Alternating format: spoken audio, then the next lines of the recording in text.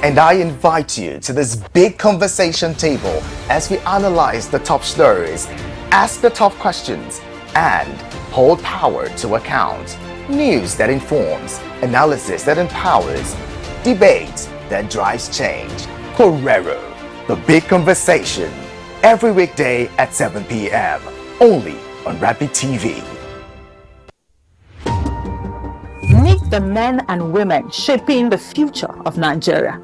Get to know your representatives at the National Assembly. From lawmaking to constituency projects, we'll take you behind the scenes and inside the chambers at the Nigerian National Assembly. Learn about the bills they are championing, the challenges they are facing, and the impacts they are making in their constituencies. We'll also bring you closer to the people they are serving and the stories that shape their work. Join us on NAS Watch every Friday on Rapid Television at 7 p.m. So get informed, get engaged, and get to know the leaders shaping Nigeria's future.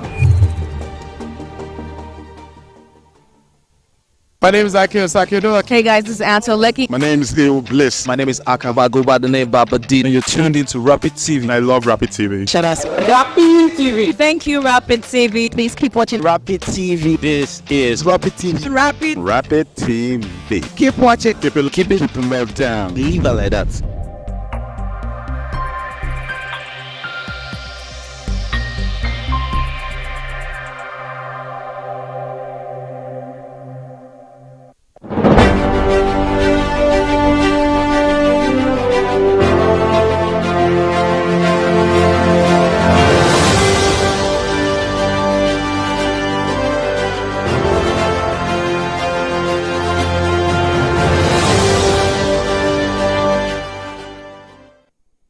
A very good evening to you and welcome to Korero, a platform where we help you make sense with Nigerians' political issues.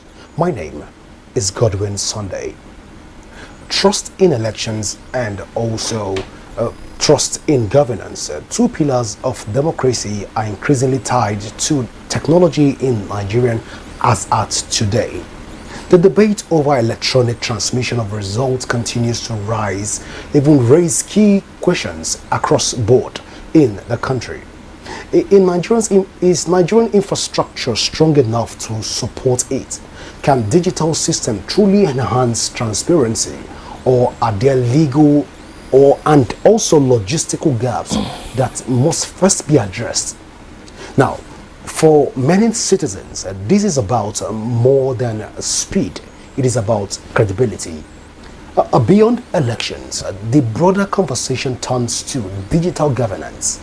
Can technology improve accountability in public spending, policy implementation, and citizens' engagement? Now, that's one question on one hand.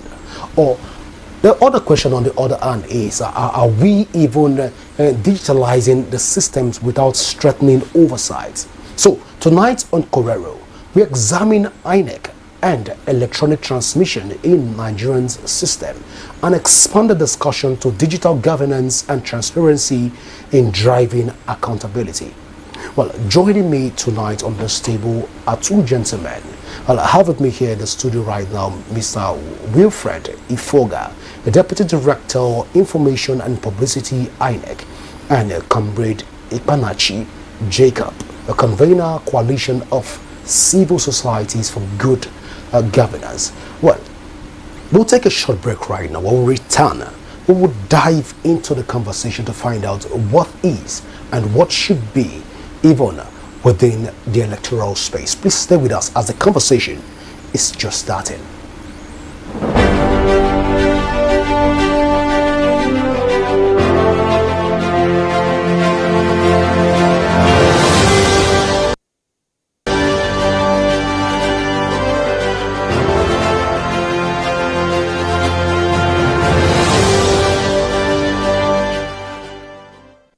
Korero, your front row seats to the most pressing issues, from the corridors of power to the heart of our communities. We bring you unfiltered insight, fearless journalism, and the conversations that matter. And I invite you to this big conversation table as we analyze the top stories, ask the tough questions, and hold power to account. News that informs, analysis that empowers, debate that drives change.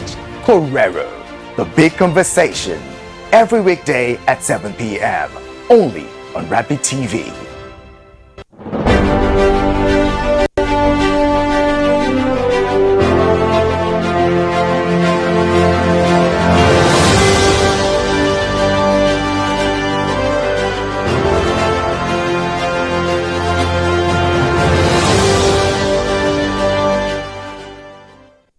And you're welcome back. Just before we went on that break, I told you that I have with me in the studio Mr. Wilfred Ifoga, Deputy Director of Information and Publicity at INEC, and also Comrade Ikpanachi Jacob, convener of the Coalition of Civil Society for Good Governance, in the studio right now. Gentlemen, you're welcome to Korero.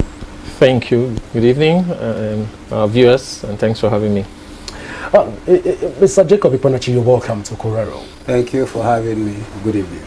All right, so let's even begin with INEC first, which is even making the rounds across the board. The first is the regulatory umpire and electoral umpire has repeatedly stated its commitment to technology-driven elections. But then, at this point, let's even get a clarity. How far has the Commission gone in preparing for a full electronic transmission of results? Well, the question, okay, let me just put it this way, by way of background.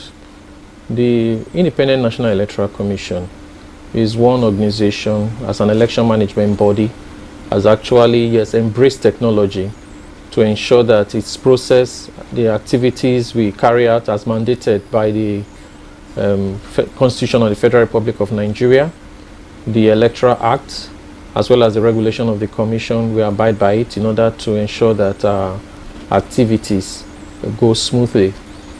If we go back in time, we find out that before now, because of the kind of register we do have, there were a lot of anomalies in it, because during elections in time past, you see situation of multiple voting by one individual or multiple accreditation by one individual because of the kind of register we had then. Before the Commission decided to digitalize it, this was as far back as 2002, okay? Commission started it on its own. It's not like anybody started. I remember we started with the OMRO form. It had its own deficiencies. And later on, we started using the direct data capture machines, okay? That one was also phased out because as technology improves, we upgrade as well.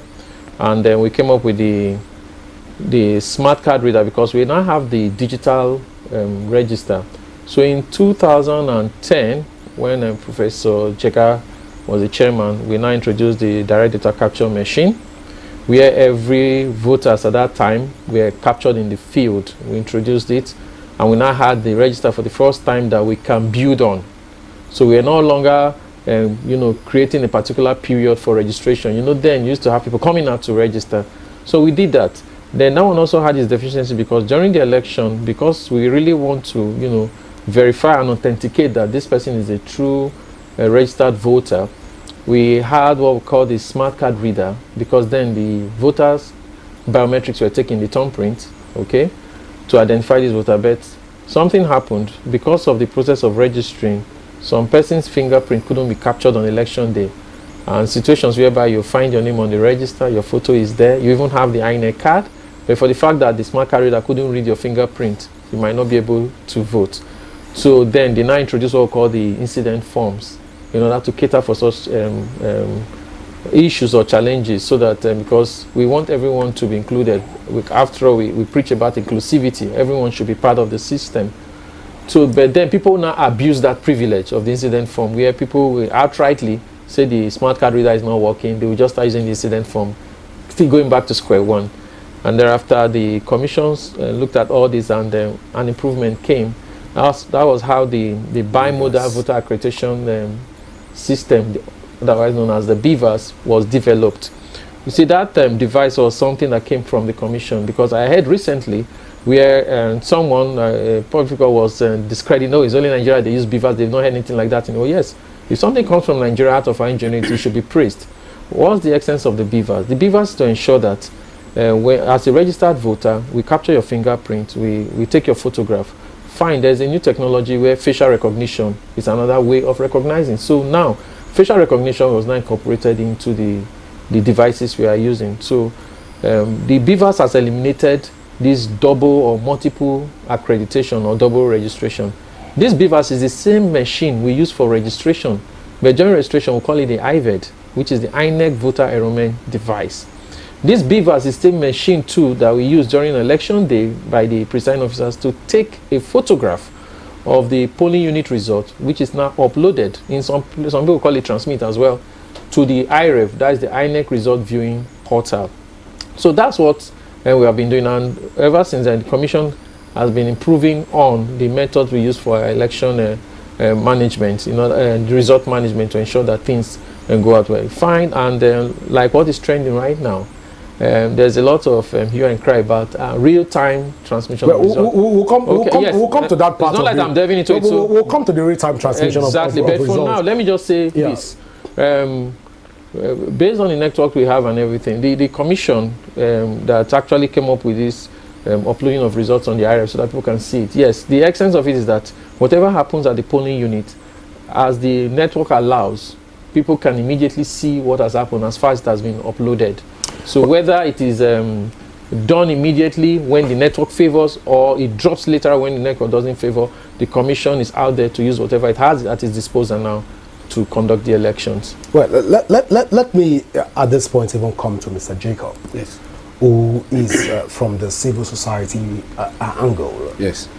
You've been able to interact with people on the field. Of course, for the last couple of weeks, we've seen Nigerians protesting even at the National Assembly, calling for real-time transmission of results, which we're still having a back and forth around. But in reality, how feasible is electronic transmission of results within the realities of governance and the infrastructure in Nigeria? Is it possible for us to even have a real-time transmission? Yes. Thank you and good evening.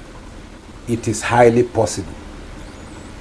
The possibility is embedded in the idea of government's political will to be able to achieve it. Now, the political will is what the civil society cycle is out to ensure that is extracted from the quota that is needed from which is the National Assembly, which makes law. So, the possibility is not a rare thing. It is ongoing in so many countries. It's not as if it's a technology that is a skyrocket science. So, what is needed is the ability of government to consent to the demand of the civil populace, which is what is rare in this case. Maybe for some obvious reason of the attempt to want to subvert the election. And most importantly, Nigerians are crying for this because there is a quest to improve the integrity of our electoral system, which comes from technological engagement in our processes. Interesting. Let me return back to Mr. Wilfred in this case. Now, the fear for a lot of Nigerians is that the beavers has failed Nigerians in the 2023 election. We saw a lot of irregularities and malfunctioning of the beavers across different sectors of the country. A lot of Nigerians till date will tell you that the likes of Peter Obi and Atiku Abubakar won the last 2023 elections, but the results that they had spoke differently about the outcome of that election. But looking at the real-time transmission, what specific technologies are currently in place to even guarantee or secure real-time transmission for polling units at this point? Has INEC improved with the real-time transmission of results? So can we bank on INEC right now, knowing fully well that if we even get to the polls, our results can be transmitted in real time, even without the assembly passing it, as enshrined in the 2022 Electoral Act. Okay, I would like to correct first of all your narrative. The beavers didn't fail. All right. Okay. But you agree with No, you let me agree with claim, that you agree with that a lot of communities complained during the last election that the beavers were not working in their communities. As when the results were released, we saw the court cases are piled up across board. Let's be factual. All right, please, let's be factual. Yeah. It's not like the beavers failed to work. If you say probably maybe people did not see the result drop on the IREF as expected, I can agree with that. But saying the beavers didn't work, it's out of it, because the beavers is the machine for accreditation. Let's get it clear. The bimodal voter accreditation system, the beavers, is used to accredit voters. That ensures that a voter is properly identified, verified, and authenticated to vote in a particular polling unit. All right? And it is the beavers record that does audit check for the manual accreditation that is done on the voter register. I don't know, probably if I've participated in any election in Nigeria, probably as a voter, you find out that there's already a voter list. They check your name on that voter list. After the beavers has done the accreditation, then it is matched. Then at the end of the polls at that polling unit, the records of the beavers is now used to check that on before the ballot paper is issued. If at the end of election, you find out that the total accredited on the voter list and the ballot paper used, they are more than what the beavers accredited, that's already overvoting. Are you getting it? So at the end of election, the beavers is now what is used to take a photograph of the result sheet for that unit and upload it on the IREF. I think one thing people are trying to say is that, I think from this electoral transmission, I think what they are trying to still agitate for is that the electronically transmitted result, or what is uploaded on the beavers, because that is what they have seen and is uploaded, that it should be accepted just in case there are discrepancies. Are you getting it? I think maybe in the last listing, from the court didn't accept it because we have the manual one, so that's one is relied upon. But then I think they're agitating now that it should also be upheld as well, where there is dispute between them. But there's one thing the commission is also doing. The commission is also ensuring that even before the presiding officer's result sheet is uploaded, it should be error-free, so that there will be no discrepancy just between there and the collation point. Because there's another thing too. The fact that you upload a result from the polling unit before going to the collation center does not make the polling unit result correct. At times, the collation officer also interrogates it to ensure that the calculations are done properly. And when it is wrong, or maybe there's an error, it's either corrected or not accepted if they not find out that there's overvoting. That will not definitely bring a difference between what was uploaded and what was actually entered by the collation officer. But just to clear your doubt too, that INEC is ready to use any technology that is approved for us to use, and whatever the law or the electoral framework brings forth for us to use to conduct the election, to manage the result, we will definitely do that. That's interesting to know. But a lot of Nigerians have also said that the IREF and the beavers is a scam by politicians in order to manipulate the electoral system. Pre-election, during the election and post-election, it gives different results, like what we've seen play out so far. Can we say at this point that INEC has become a tool for politicians to manipulate electoral results? Okay, I would like to pose this way. If INEC has not brought in the beavers and the IREF wasn't there, how would people have known that there are discrepancies in the results? They won't know. The IREF is like an audit portal. But the agents across different polling units come out with different results. Exactly. And what is being interpreted, even submitted to the beavers, is quite different. We've seen cancellation, even and cancelled results across different polling units. And this was signed by the presiding officer assigned to those polling units. And then it was upheld by INEC as being valid. As such, one begin to ask, is the beavers actually a scam? Is IREF a scam for Nigerians in order to favor certain political class? Okay, beavers is not a scam. Beavers, like I said, that's why I defined it, so that you know how to use that's it. why. That's why. When we've seen underage even captured on the beavers in different parts of the country. See, okay, let's put it this way. Please. Yes, the fact that you say they are underage, I'm not there. The fact that the people say, let's allege on the underage syndrome. The beavers does not identify an underage. What the beavers identify is someone whose fingerprint has been taken and the photograph is there. So the beavers does not have the capacity. Even in physical appearance, even if physical appearance is captured that this person is not qualified to vote. The person has a voter card. Okay. I'm just saying reality now. The person has a voter card and the information is in the beavers. The biometrics is already there. So the beavers cannot reject that person. So it goes on probably the presiding officer who will probably want to doubt that, oh, you have not of age. But then you find out there are certain places where the people will now like, now you born now. My Peking, it's just small, it gets small body. I'm just trying to use our local, how they describe it. And at times, if you are not too careful, especially with our officials there, you understand, because most of the time you find that they connive to do these things. Are you getting it? So that aside, I'm just like that. The beavers is not a scam. The beavers has come to that's why. How did the issue of vote buying come about? It is because of the introduction of technology. So they now find out that they can no longer do what they do, multiple voting and things, because the beavers has actually cleared that out. They can't do that. So they now have the best way for them to do now is start looking for the voters who are validly registered to buy the votes from them.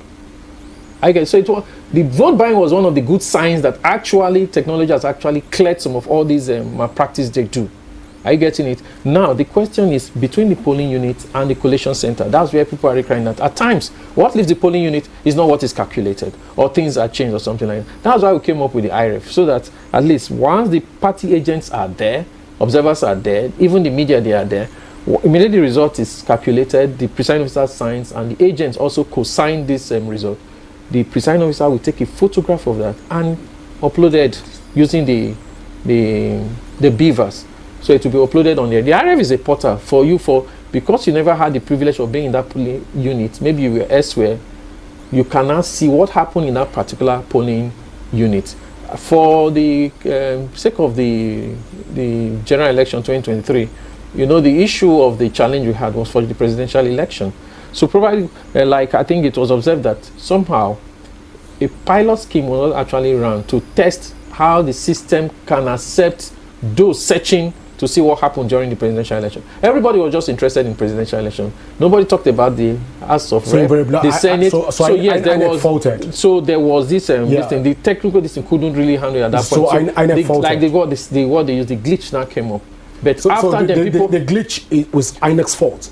So that because of the technology, inability to carry out what should have been done, the network couldn't handle it at that point. So we can say at this point that INEC, the commissions actually accepted to a large extent, at the end of it, and the guarantee that INEC is going to even carry out a free, fair, and credible election, of course, is right now in tandem. Of course, because like the current chairman did say in one of the engagements, said even before the general election, we are going to have a mock general election using the system to see how it will be, just before the main general election, in order to test the system and see how robust we have actually done that. To a large extent, we've seen mock jam conducted, yes, which is for examination purpose, and we've seen the system fail, even to young Nigerians. No, I'm just telling you for free that the system failed even young Nigerians that are aspiring to advance the course of their education pursuit.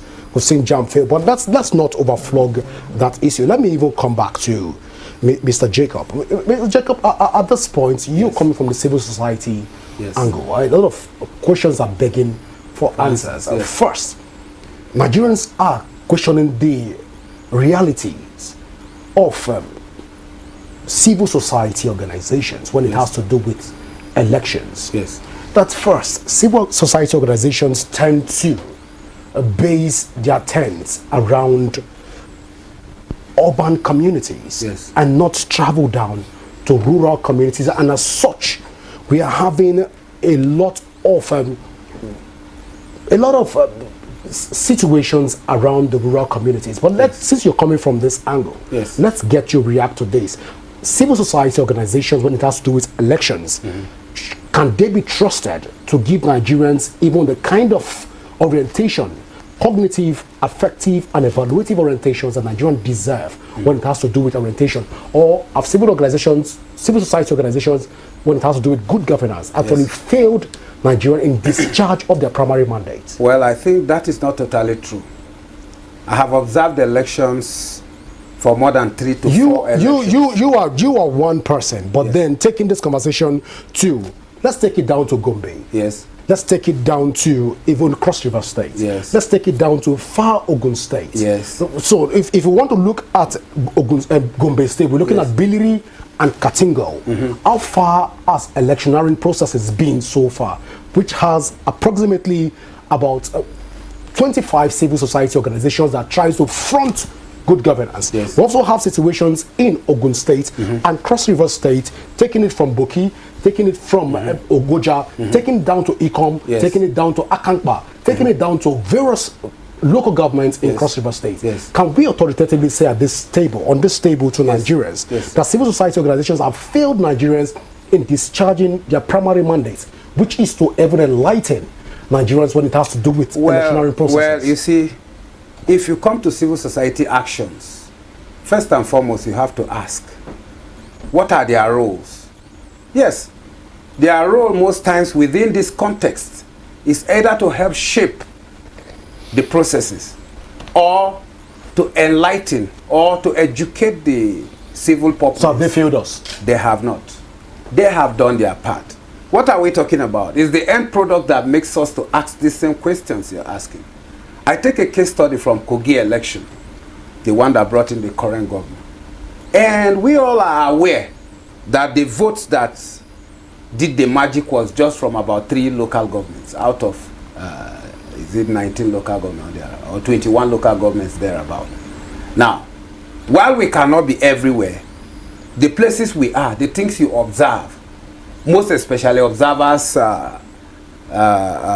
input in elections are seen as academic exercise. They are not taken into account for for judicial purposes. In that case, what are you going to do with it? Most of the civil society you are talking about are observers, though there are some of them that are election monitors. But then, coming to the context of why it is so, there is an overbearing influence on the process by sitting powers within the states. And if you have such, I'm telling you, the work of the civil society become a bit tedious and a bit difficult. Where you see things and you observe and you report, it does not change much. You are aware that in the middle point of the election of Kogi State, like I use as a case study, the collation was even stopped for some hours because various irregularities were observed. People were found with already written results and sensitive materials. How did they get them? Some coppers were caught with money. It was visible during that 2023 Kogi election. So you're saying at this point at Olomaboro, Ankpa, Dekina, which is largely even populated. Yes. Taking it down to... so you're saying at this point in time that civil society were able to penetrate into the society. Yes. You observed the election, yes. But electionary processes in Nigeria have 3 dimensions. The pre-election, yes, the election itself, and the post-election. Yes. Civil society organizations are largely receive funds from donors. Of course. To be able to observe these elections. Yes, and not in all cases. Wait, they receive funds yes. to observe the elections in Nigeria. Yes. I'm curious at this point. Yes. If funds were given yes. to civil society organizations to even look at civil society organizations, yes. the very much has to do with good governance. Can we say at this point on this table to Nigerians, especially to Olomaboro, yes. which you've mentioned, Kogi, yes. to Dekina, which is in Kogi State, yes. and other part of Kogi State, across the various local governments in Kogi State, that the civil society organization have failed them in the discharge of their primary mandate. Let me correct one impression. From the pre-electionary process. Yes. can we say the civil society organization let me correct. has failed them? We have not failed. Let me still correct. I don't want to go by extension to other parts of the country. Yes, I want to correct an impression. That funds are made available for civil societies. He is here. He works with INEC. The only thing we get from INEC as observers is when jacket. The last election we did not even have jacket. Civil societies observers did not have jacket. The only thing we had was tag and writing materials. So what funds are you talking about here? Most of the civil society that engage in electoral, what's it called, education and reform issues, a few of them get access to these funds like you are saying. And how many are there within the context of a country as large as Nigeria? Then voter apathy is one of the major factors that even if the civil society do all they can, it will still affect the idea, because politicians have pumped the system with the idea of vote buying, which he mentioned earlier. So you get to a society where people are already having a straight mindset about elections. Your education on election to them does not make much meaning because of another factor outside voter apathy. The other factor is that our political parties are not ideologically based. They are just seen by Nigerians as a tool or a vehicle to achieve power. So, in so saying, it becomes difficult for you to educate a man that in a country that is populated with unprepared masses in the sense that there is low level of education in these areas that you are mentioning. So there are so many factors that are the Nigerian factor that's come into play pre, during, and after elections. Now, if you must get this right, the civil society organizations are supposed to be in their mass involved, funded, given the directive to be able to make their input in elections to become tenable in courts. There are so many civil society organizations that are ready to stand as witness at their electoral observation. But eventually, you don't have that. They are not captured as part of the people that Comrade Joseph, by extension, you've implicated INEC. That INEC he's here to defend. INEC did not give you the civil society organization enough tools to even work. So the part of the blame comes to INEC at this point, that INEC also failed the civil society organization. But then, let me bring this to you, Mr. Wilfred. At this point in time, the fear for a lot of Nigerians when it has to do with the 2026 general elections, 2026 elections, off-cycle elections. Off-cycle, okay. And also the 2027 major elections, is the fact that they have not been, we've not been able to address the issue around the telecommunication and provision of internet for all of the various 774 local governments in the country. Now, when we look at this, which is a major challenge, we still have communities in Bayelsa, we still have communities in Bauchi, we still have communities still spread across Taraba that still do not have strong internet presence. At this point, to what extent is INEC collaborating to even look at all of this concern and be able to address all of this issue to ensure that we have not just a free election, but fair and credible, that every Nigerian is able to participate? Okay, first of all, let me correct something there. Just before I address the last question you asked, the issue of collaboration with civil society with the Commission is quite cordial. It's not an issue of funding. We don't fund civil society. It's not our responsibility. Their activities is quite independent. So if we start funding them, it means probably they'll have to do our bidding. What we ask them to write is what they will write. They are supposed to watch us. Where we feel we are underperforming, they let us know. Whenever they write their reports after the observation, we look at it and see where it helps us. We try to improve on that. That's what we do. And there are ordinarily civil society groups. It's not like their primary mandate is to help educate or something like that, but we find out that there are some of them ordinarily, because of what they do. They also have specific duties they do in communities. Yeah. There are some that operate at the national, some operate at subnational, some operate at the local level. There are some. It's just within certain communities. So we find them where, okay, fine, since they're already in these communities and they are doing this, so they can just add this other issue of maybe civic duties by helping to, let the people know about our activities. That's how we get them involved. Then why there are some that collaborate with us. We give a kind of support, especially for door-to-door sensitization. It's not like we are paying them for anything, but okay, like a token to say to aid whatever you're doing. We give them voter education materials to help them. Some come up with their own plans and designs. Then we look at it, and if it's in tandem with what we want to do, we approve and we ask them to go and do it. So that's how we collaborate. So it's not an issue that we fund them. No, we don't fund them. They are independent, so that they can speak. We don't want to tie anyone down. Away from the civil society, let's get to the telecommunication and even the security collaboration. Because the fear for a lot of Nigerians right now is that there are still communities in the country where we don't have internet provision. Okay, fine. If we have to look at communities that don't have internet provision, then we'll not have to look at the percentage. All right? But apart from that, are we really looking at the internet connectivity now?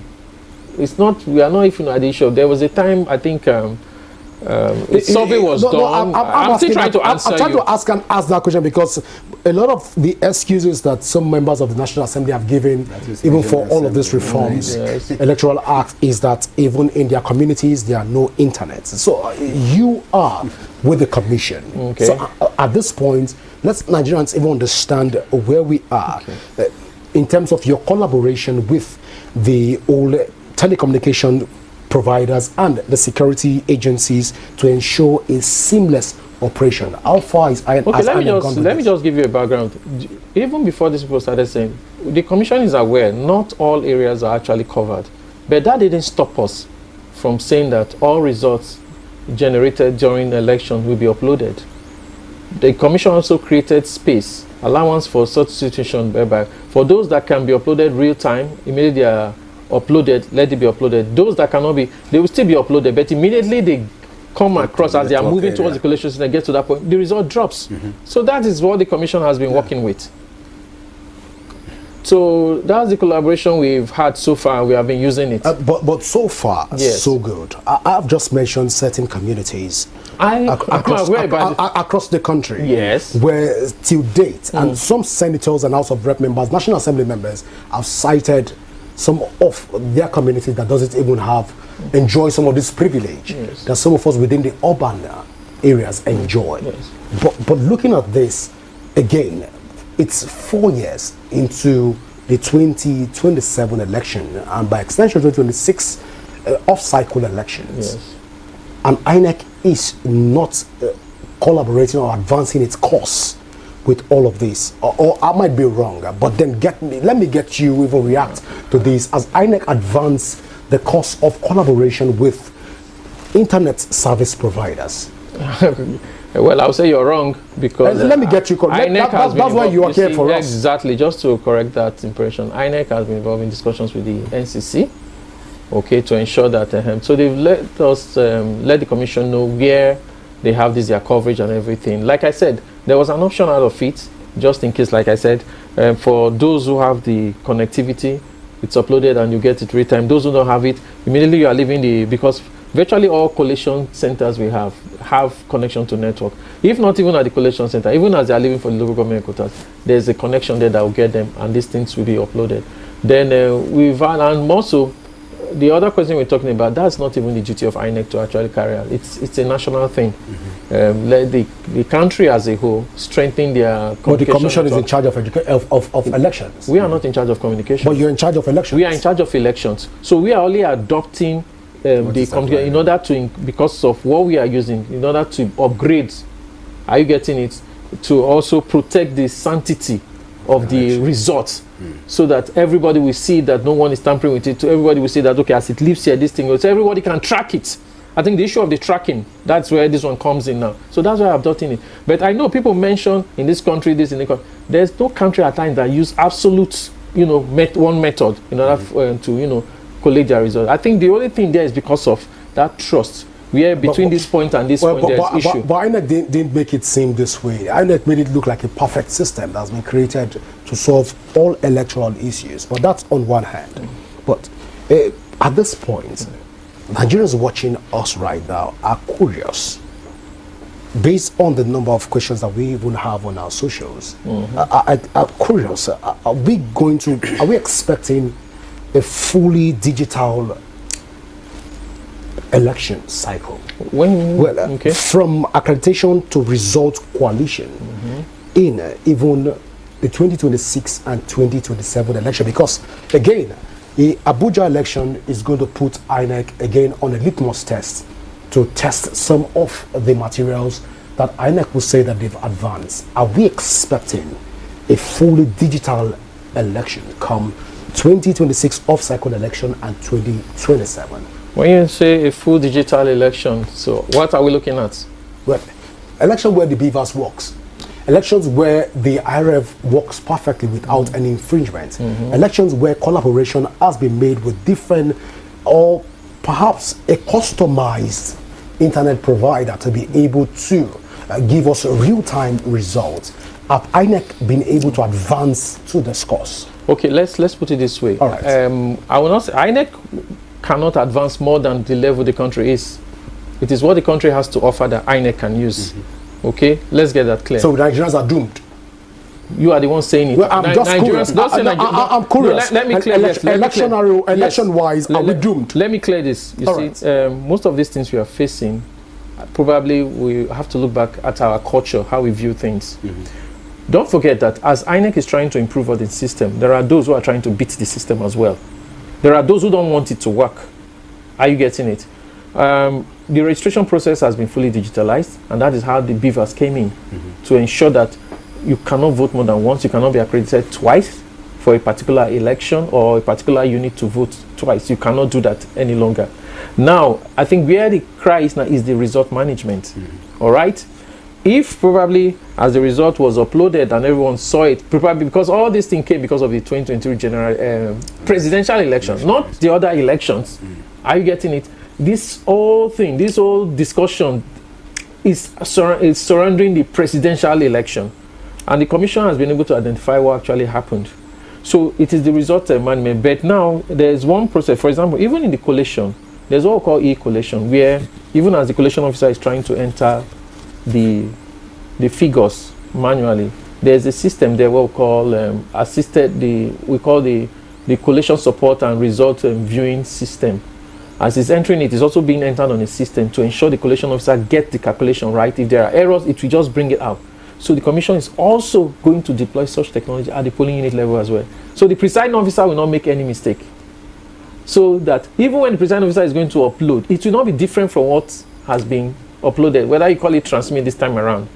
Are you getting it? So these are all improvements in the process. But the most important thing is for the commission to be open about what we are doing, and that is why all stakeholders will be involved. You see how these materials will be distributed. You see the ballot paper. That's why we say all parties should be able to have their agents at the polling unit, because there's one thing that is clear.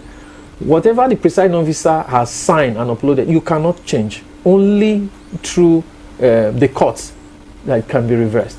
So it is what comes from it. So the election is won or lost at the polling unit.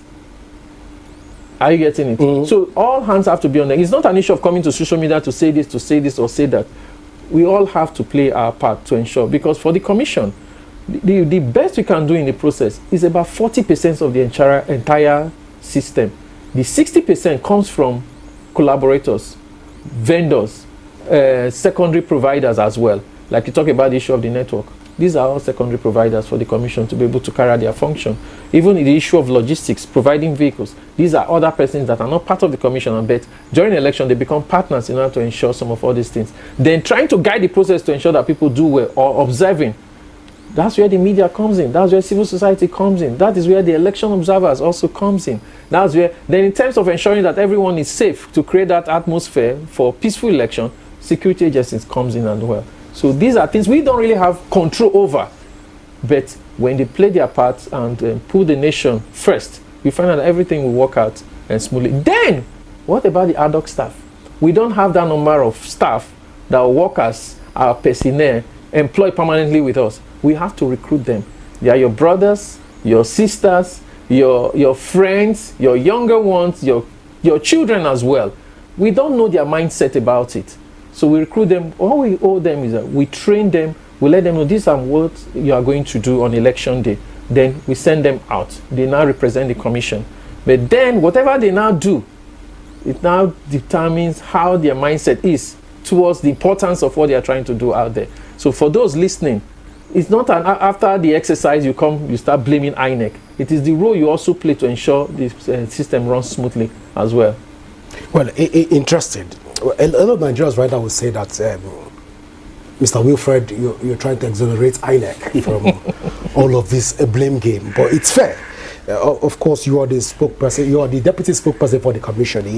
We should expect that from you. But then let's return even to the civil society organization angle and try to look at all of this. But then INEC has exonerated themselves from this electionary process, saying that it now boils down to the media. Yes. He has implicated me by extension. Yes. And by extension, well, he has implicated me by extension, and also implicated my children by extension, and you largely by extension, because you are largely involved. But then, from a civil society angle, right now, can we say that civil society have been able to beef up their monetary and strategies to be able to address all of these implications that have been levied against us, coming from the civil society organization for the 2026 off-cycle elections and the 2027 elections. Let's even get you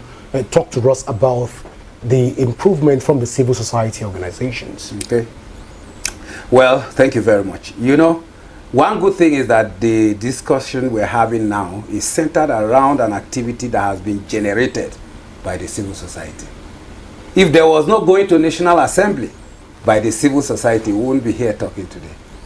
If there is no agitation by the civil society that resumes every day to ensure that there is real-time online electronic transmission of result at the National Assembly, which went on even down till today, we wouldn't be talking about this.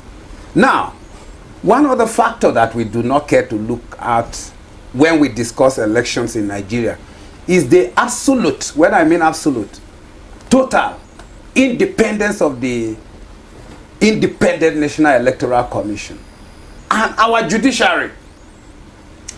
We are going to kickstart another round of legislative demand that these two agencies become absolutely independent. Independent in the sense that they should be on their own, be able to take decisions without interference. We have an overbearing interference in our system. The INEC, the judiciary, take this to the bank. Now, what is expected is that our judiciary should be strong enough to take decisions without fearing whose odds is God's. And our INEC should be able to conduct elections, generate their own funding, be able to run those elections as an agency that is not tied. Most of the times, like I mentioned earlier, while collation was going on in Kogi, INEC in its decision to note that there was irregularities went on to do that. But eventually, what happened? Even before the time marked for resumption, collation was kick-started once again. Well, comrade, before because I've been saying that our time is fast spent. Yes. Let me even bring this to INEC, which has to do with the budgets. Now, over the years, when it has to do with INEC budget, we've realized that the budget keep increasing on every electionary cycle.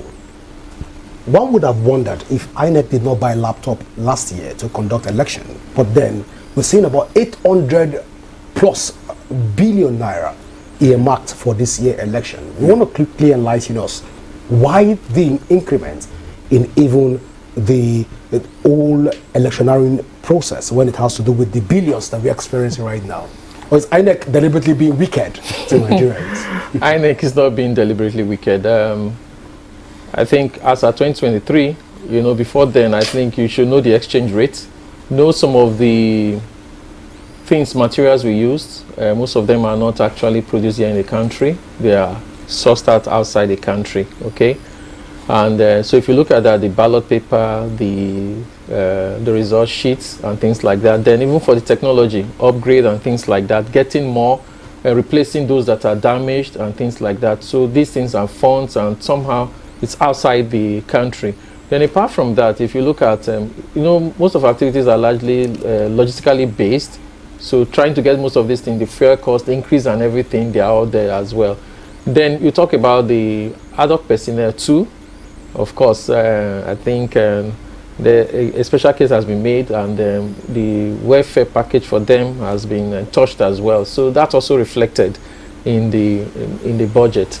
And there are some other things too. So you do not expect, and we'll have our off-cycle elections that will also take place. So these are some of the things, and the breakdown is there. And I would say for the joint committee that the chairman defended the budget before, they asked, are you sure this will be enough for you, just in case, so that it will not be like they'll be blamed at the end that enough funding wasn't given to the commission. But it was a nice section they had, and we hope, like they promised, they said, fine, we'll ensure that you get all you want, but just ensure that you give Nigerians what they're expecting of the commission. And it was a nice interesting. session. From a civil society organization, Yes. are the civil society organization satisfied with the explanation laid so far? Well, I think it's okay. We don't have much problem with INEC. So you are comfortable with the budget? The INEC is not being wicked to Nigerians? Well, if they are going to judiciously use it, what will be the problem? So for the increment, he has mentioned that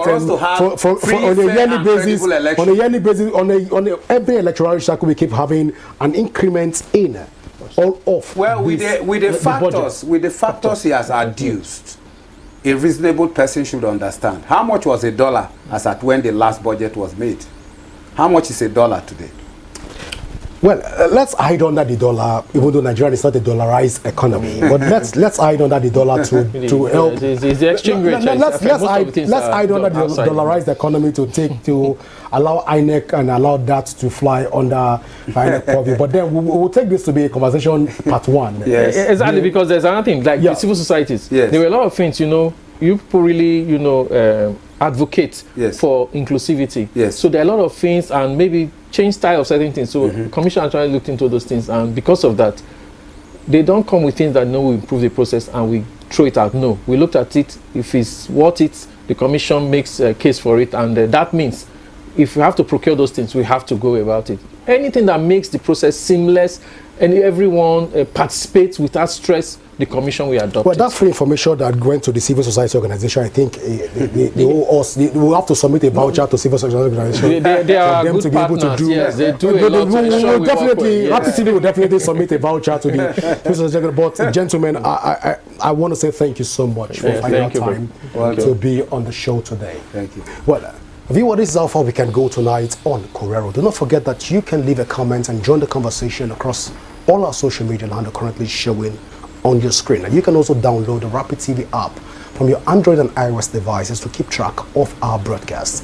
My name is Godwin Sunday. Always remember that peace and unity are the pathways to progress. Do enjoy the rest of your night rest. Bye for now.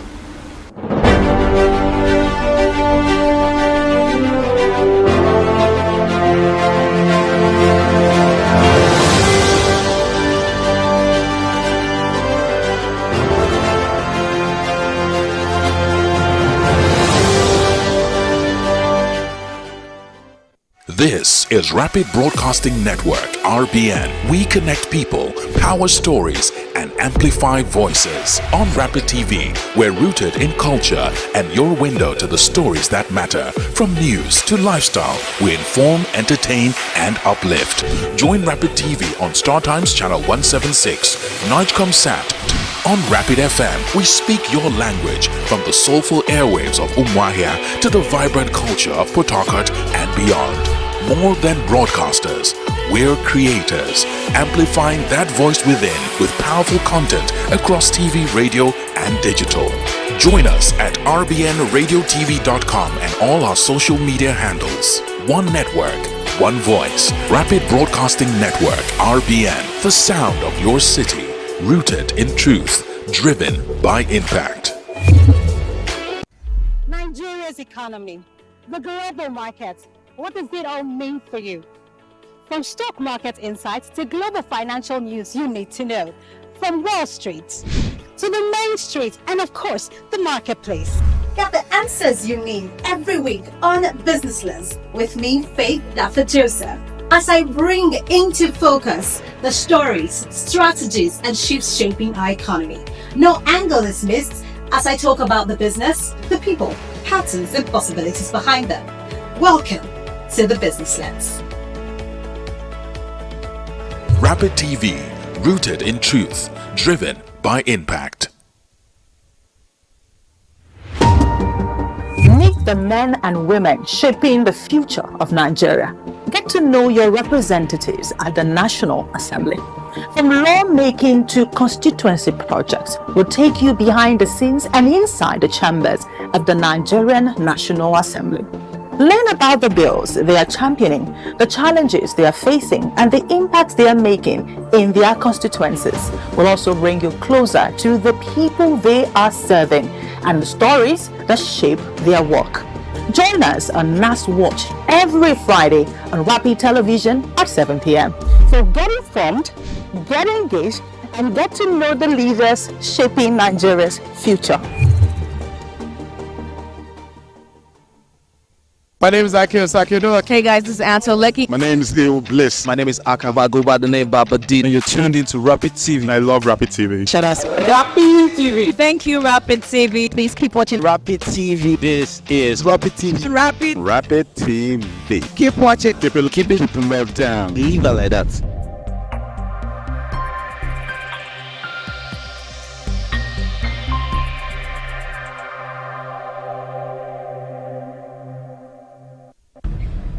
Greatness is not faceless. Greatness has a face. It has many faces. It has over 200 million faces. It has your face. It has my face. Greatness is beyond what we do. It's how we do it. It is the people we do it for. It is never settling, continuously tinkering with an idea till answers to age-old questions emerge. It is our wittiness. It is our speed, it's our energy, it's our heavy punches. It is making melodies from anything. It is in the endless poetry of Nigerian life. Joyful, frustrating, sad, exciting. It's the mix of colors, imitating the breathtaking tapestry of life. It's our defiance of fear and our almost defiant, nearly arrogant presence in the galleries of the distinguished. It is these everyday people creating timeless, priceless art, carving spectacle, crafting history. It is resilience woven into the fabric that we are made of and we wear. Etu, Ashoke, Akwete, Kura. Greatness, the Nigerian spirit. That thing about us that all recognize and still cannot find the right words to describe. Great is Nigerian. Greatness is when Toby Amusho does the 100 meters hurdles in 12.12 seconds and a stunned world held its breath. Greatness is the chicken scratch guitar chords that bewitched the world. A new beat, Afrobeat, from Fela and now to Burna Boy, to Wizkid and Davido. It is the earthy Afro pop of Asha.